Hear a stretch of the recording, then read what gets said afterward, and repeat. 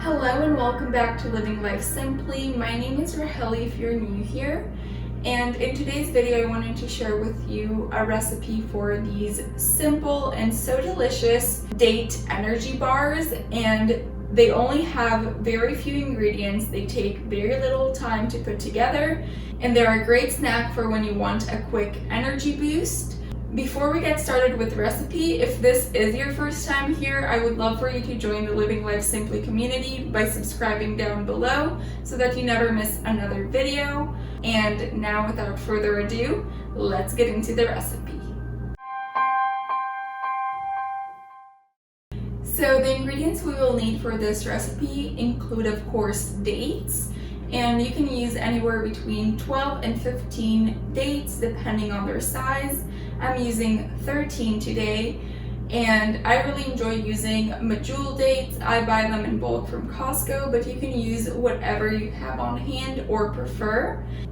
And what I did with the dates was I removed the pits from them, and some of them also have a little thing on the top, so I also removed those. And then I soak them in lukewarm water for about 15 minutes now. Next, I'm using 1 cup of raw almonds. I'm also using a 1/3 cup of shredded coconut. I'm using thick sizes of shredded coconut, but you can use whatever you prefer. I also have a 1/3 cup of raw walnuts and a 1/3 cup of hemp hearts. So those, along with 2 tablespoons of raw cacao powder, and this is completely optional, but if you want your bars to be chocolatey, this is what you would add in. And as far as the nuts and seeds go, you can definitely use whatever you have on hand or whatever you like best. I definitely recommend using almonds as your base, so the 1 cup of almonds I would keep. But then the rest of them you can change. You can add other ones such as sunflower seeds, pumpkin seeds, cashews. You can also add raisins or dried cranberries. So you can really customize it to what you enjoy. So now let's start preparing the actual bars. Okay, so first off, I'm going to go ahead and drain the dates. The reason I soak them in water is because it allows them to be softer, and then when I blend them, it's much easier for them to blend up. I'm going to be using a food processor for this, as it is the easiest way to prepare it. I'm going to first add to the food processor my almonds. And I'm going to basically pulse it until they become pretty thinly chopped.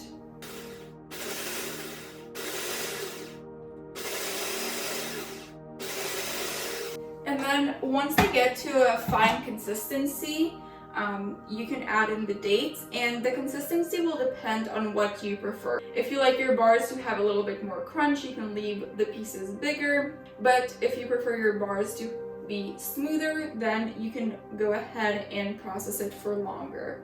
So I'm now going to add in my dates, and I can definitely feel that they softened up. And I'm going to process it on low until it reaches a pretty smooth and paste-like consistency.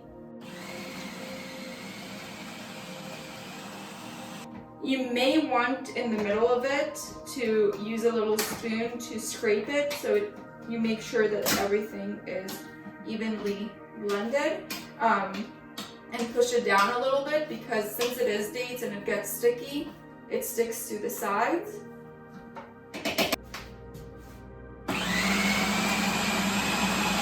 What I just noticed is that I actually forgot to add in the cacao powder at the beginning, which is fine if it happens. You can just add it halfway through. But yeah, add your cacao powder when you add your dates.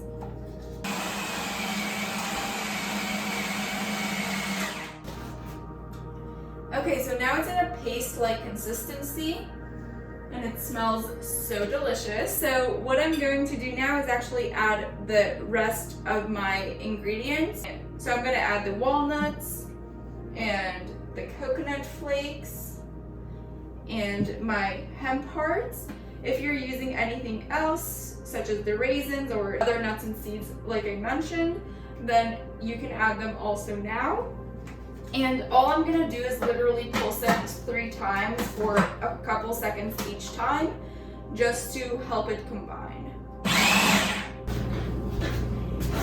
Okay, so once I pulsed it to a consistency I like, I'm going to take it out. And I'm going to be transferring it to a pan that I'm going to line with my silicone mat. You can use, of course, parchment paper, whatever you prefer and have on hand. And yeah, I'm just going to transfer it in.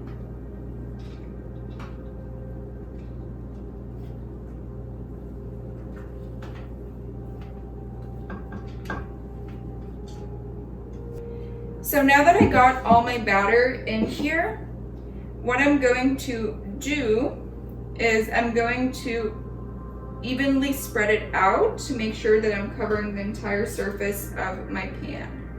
And I'm going to actually wet my hands and use them to do it, as it will be easier. While I'm doing this, I did want to mention that if you don't have a food processor, you can still make these.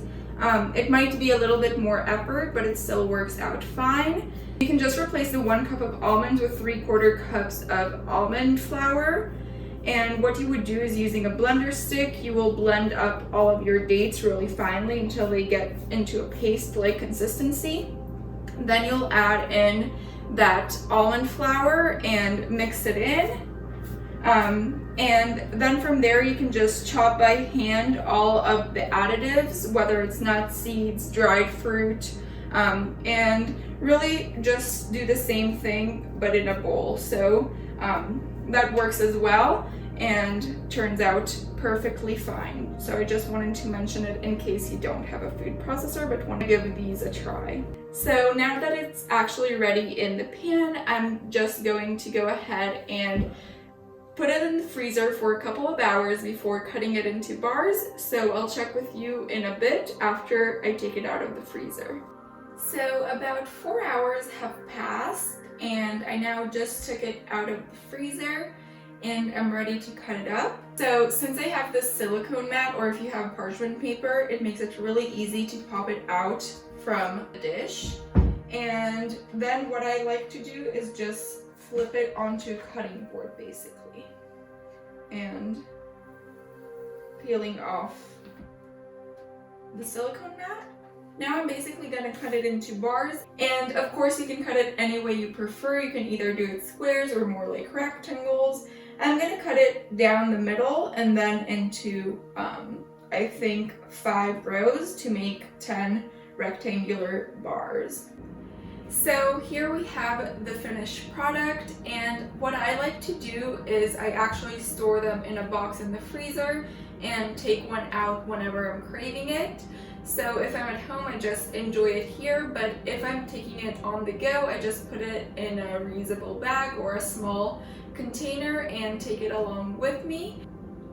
Another option is to actually wrap it in some parchment paper and freeze it that way, so it's an easy grab and go. It really is up to you and what you prefer.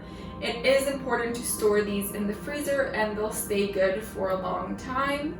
So I really do hope that you give them a try, and if you do, let me know in the comments below and let me know what you're adding into your bars, what dried fruits, what nuts, seeds, all of that.